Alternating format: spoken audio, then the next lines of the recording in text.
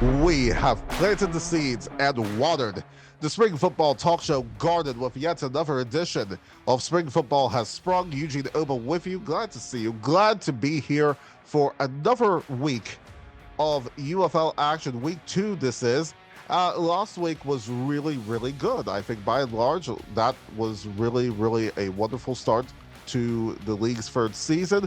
And what we have for you to start off this show of our first season, the continuation of this first season of Spring Football Has Sprung, I am going to look at some of the attendance numbers. I'm going to compare and contrast some of these. Some were really good, others may have some stuff to worry about. So I'll look at that. I'll also look at Austin Reed's performance. I mean, man, what a performance. What a day that he had for the Dallas Renegades. I'm going to talk about how that may very well impact the future of people like Luis Perez, the Spring King, and the people who I think should be in this league. And then, of course, we've got our pick'em segment. Whoa, did you hear that? I didn't expect to do this, but it's time for the Spring Football Has Sprung alert. Alert. Offensive line coach Breno Giacomini fired from the Kings after the week 1 performance. Fired, given the heave-ho, showed the door. This is notable, certainly, because this happened after 1 game. But for anybody who has followed these spring leagues for a long time, this is not unprecedented, because in the 2020 iteration of the XFL, Pepper Johnson, who was the defensive coordinator for the Los Angeles Wildcats, remember him? He too was fired after 1 game. And look, if I'm Kevin Sumlin of the Gamblers, I would be very worried about my position, my future in this league. Don't be surprised if maybe there's a mid-season change coming, because I'll tell you, looking at the Gamblers, they are the worst team in this league right now by a country mile. I mean, Mike Rapoli is not Daryl Johnson, mercifully. He is not going to be afraid, I think, to make these moves. So definitely, Talia, he cannot come soon enough, I think, for the Gamblers. He really cannot come soon enough. If you look, folks, the vibes of the XFL, it seems, on the back of this firing after 1 game, make no mistake about this, the vibes of the XFL are back in full swing. I mean, look, you saw the video in Louisville with one of the players throwing cans at Louisville fans in there. If this was back in 2001, the only thing that was missing was, "This is the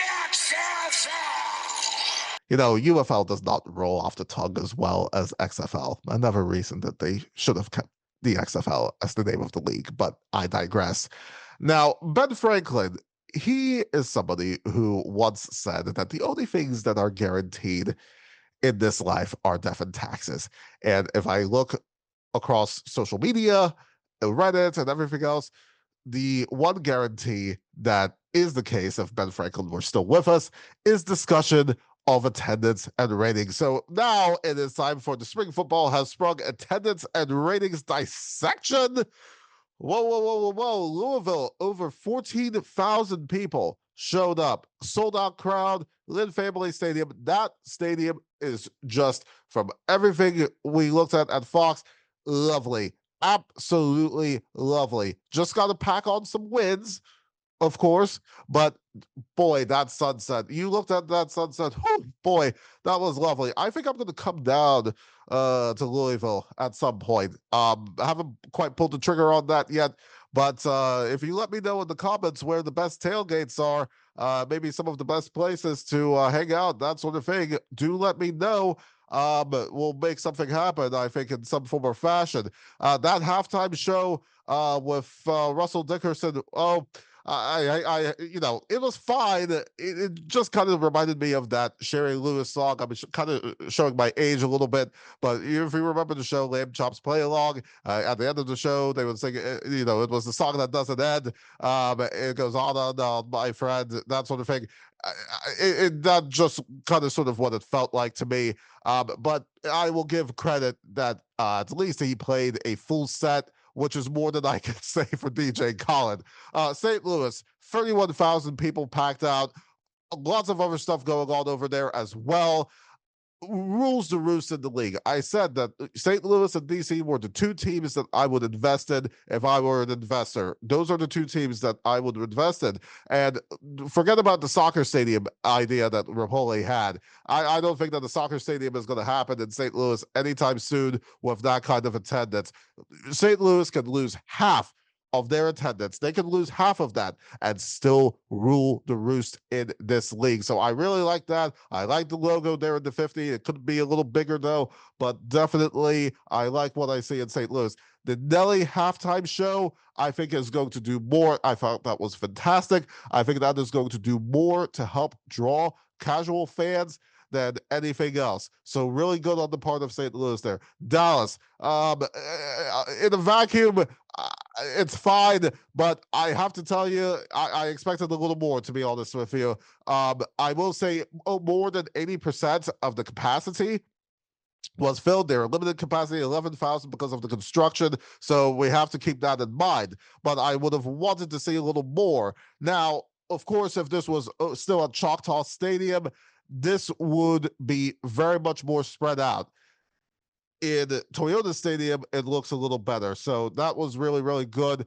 Young people were really into the Ty Myers concert. He performed the full set. I don't know much about Ty Myers. I know more about NPR's theme songs than Ty Myers, but he definitely draws a young audience, and a young audience is something that you really, really, really need for this league. You need the Gen Z crowd, you need the college students, and that leads really to Orlando. You look at their stuff, over 11,000 turned out. I know Mike Rapoli, he had tweeted that he wanted to see more in terms of the attendance. But let me tell you, Orlando, you all out there, you guys were loud AF. You guys were completely loud. That really came through in the ESPN broadcast. One of the things that people have to keep in mind, even though it did not look like 11,000 people, I mean, that did not pass the eye test. But one of the things that we always have to keep in mind, folks, when it comes to reporting of attendance numbers, is that in any sports league, attendance numbers are based on tickets distributed. It is not necessarily butts in seats on the night or on the day or whatever it is. It is tickets distributed. I mean, you have stuff that is comped for sponsors, DJ Khaled's entourage, all kinds of people, friends, family, high schools, that sort of thing. That all counts to a number. Now, one of the things I think in terms of improving those numbers, if anybody wants my kind of sort of unsolicited advice, hey, Mike Rapoli, if you're watching, I'm giving you this advice for free. You need to pack those end zones. Pack those end zones. Look at how close.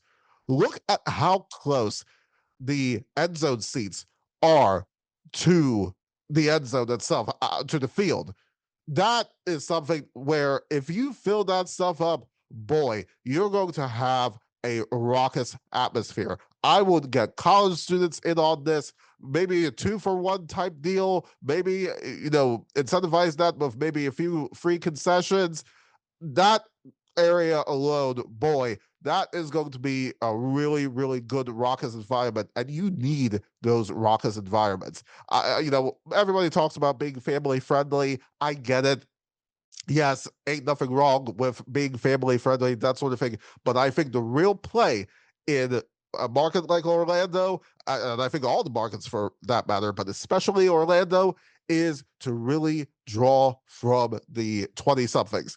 Draw from that Gen Z crowd, college crowd, get some frat bros on there, really bring those guys out for an experience. Bring, even looking at the stuff on TV, I would really concentrate on making sure that TV side is filled as well. Bring people down. I mean, I think this would be really, really good. I talked with an executive in DC about getting the college crowd in DC. It's very, very important. When you get the young people, they will buy in. And these environments, as far as I'm concerned, need to be wild. Now, Orlando, granted, I think it's a kind of sort of one of the things I said last week. It is a once bitten, twice shy environment. Look at how, you know, these teams are.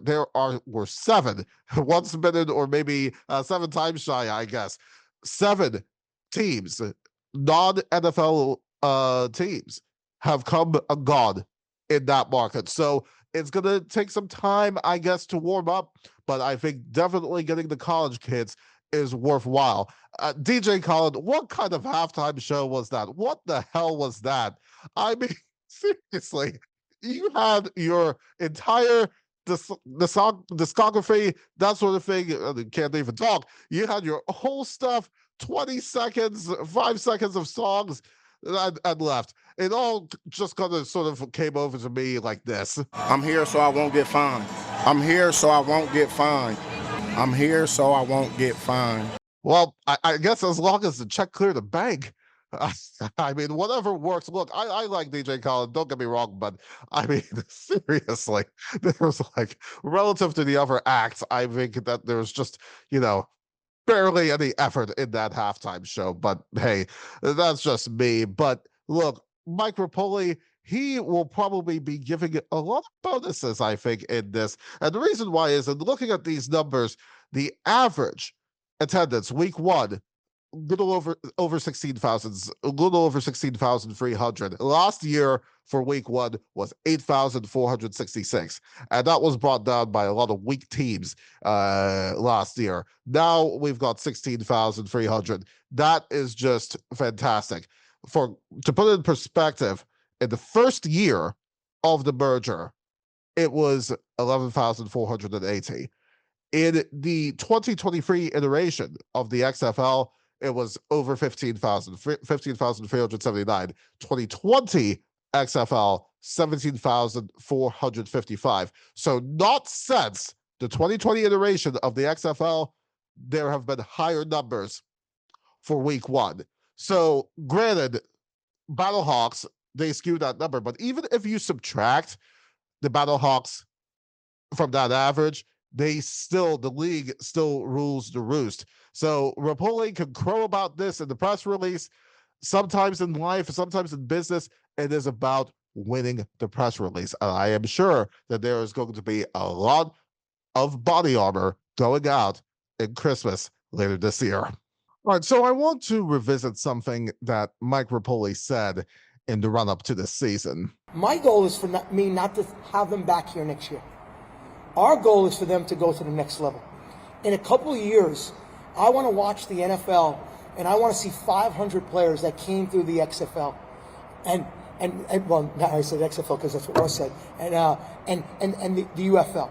I want to see them come out and know that they came through this either 1 year, 2 years, and 3 years. And I don't want to be harsh because I have a saying, think big, dream bigger. But if in 3 years we can't, and you can't get to the next level, then you know what? You might be 24, 25. It might be, think about coaching, think about other things. But we want to help that next generation of players. And we know the injuries in football are getting tougher and tougher, And what is the advantage? And Cardell, you could probably help me. It's like, do you want to be the third, fourth string quarterback?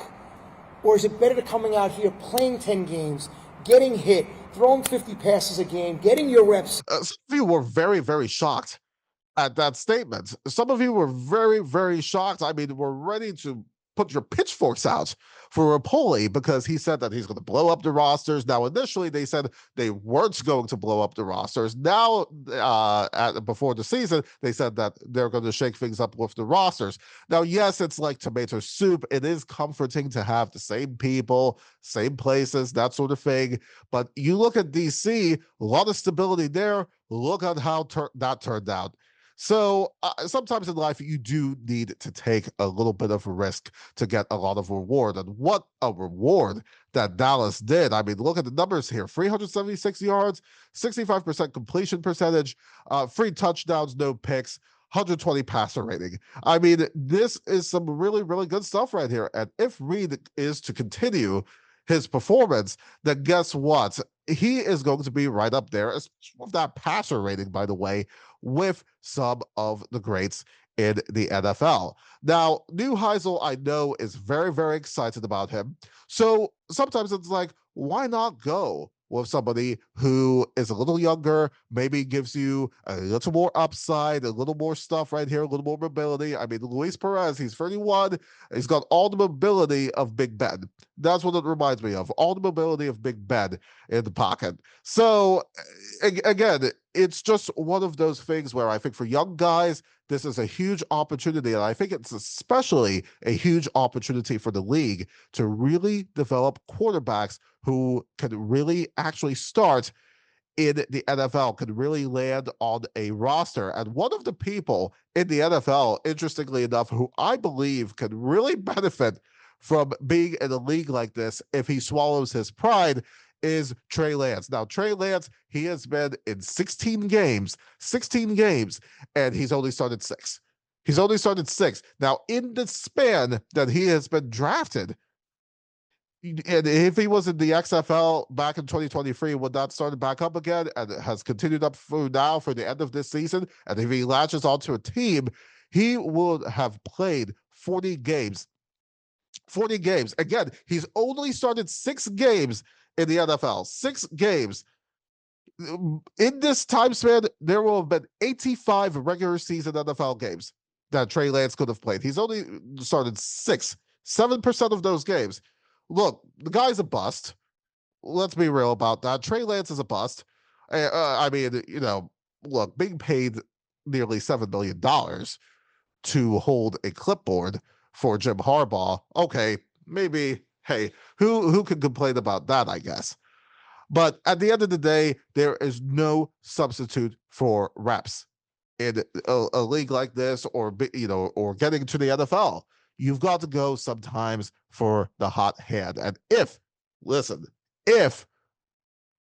is to continue from Reid, if this is just going to continue, then I think Dallas can make a lot of noise in this league. And this may very well be a good look in getting some NFL looks down the line. So we'll see what happens. But again, as far as I'm concerned, I think Trey Lance is somebody who needs to be in the UFL and not carry a clipboard. If you really ask me, if he really wants to be a starter in the National Football League. So Trey, come on over. The water is fine. You know, maybe you'll make some noise for the UFL, and we are going to make some noise with the Pick'em segment.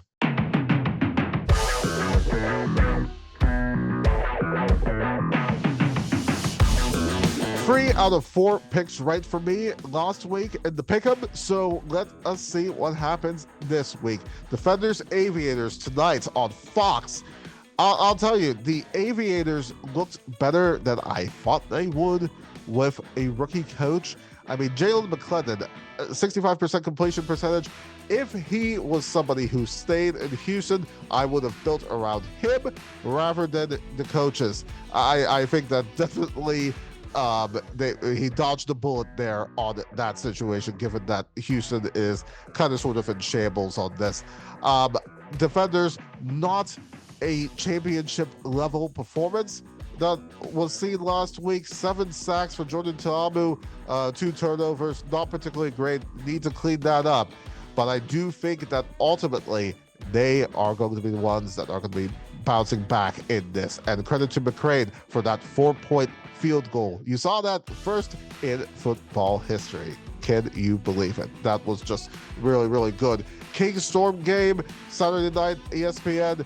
The Kings were a fumble away from winning. The margin was closer to Birmingham than I thought that it would, but I do think that the Storm, you look at what's happening there on Sunday, and especially with Anthony back, I think the Storm has got the better roster. The Storm are going to win this. I firmly believe that. Then you've got the Stallions and Gamblers. First time on NFL Network, Easter Sunday.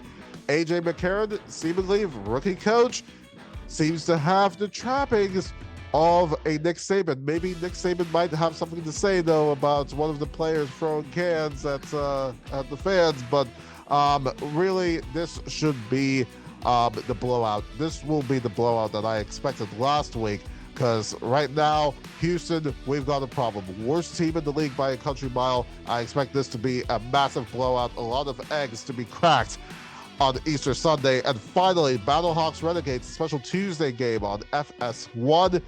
That's going to be the game to watch. I think the offensive firepower of the Renegades, I think, is going to make a difference. I think this is going to be a good test for both of the teams here. We may be seeing more of them later on in the season, but I do believe that what Reed has got going on is going to push the Renegades over the edge.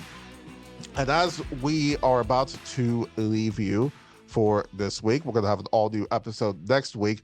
I hope that Rapoli's comments, insofar as the attendance, particularly in Orlando, will disabuse anybody of the notion that attendance is not important to this league.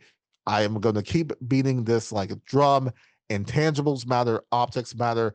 You are not just playing for seats, in the stadium. You're not just playing that game. You're also playing the game for those who are watching these games on TV. Those who are just flipping channels and say, hey, a football game is on. Full crowd, full atmosphere makes a whole lot of difference. So let's see what happens here on this front, here on this Easter weekend. And I hope that you will join us next week for another edition of Spring Football Has Sprung. Do subscribe to youtube.com/the channel. Like, subscribe, all that fun stuff. Send a comment here. Let us know what you think, what you want to see on the show. And until then, do enjoy the games this weekend. Do enjoy Easter Sunday for those who celebrate. And please, don't fumble in the end zone.